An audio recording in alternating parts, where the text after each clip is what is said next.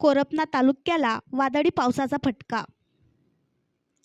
कोरपना तालुक्यात आलेल्या दमदार पावसाने नाले भरून याचा फटका राजुरा कोरपना मार्गाला बसला आहे.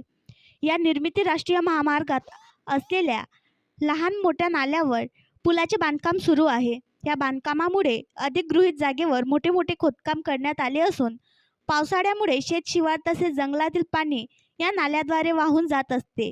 मात्र होणाऱ्या बांधकामामुळे नाल्याच्या प्रवाहात अडचणी निर्माण झाल्याने एका ठिकाणी पाण्याच्या जोरामुळे चक्क रस्ता खचल्याने राजुरा कोरपना राष्ट्रीय महामार्ग बंद झाला आहे. तसेच कोरपना तालुक्यात नारंडा पिपरी लोणी शेजर माताहेटी कोटशी कोरपना येथे वादळी वाऱ्यासह पावसाने शेतकऱ्याच्या घराचे छत उडून गेले. जागोजागी विद्युत खांब पडल्याने विद्युत पुरवठा बंद झालेला आहे आणि ग्रामीण भागातील रस्त्यावर झाडे पडल्याने रस्ते सुद्धा बंद झाले आहेत.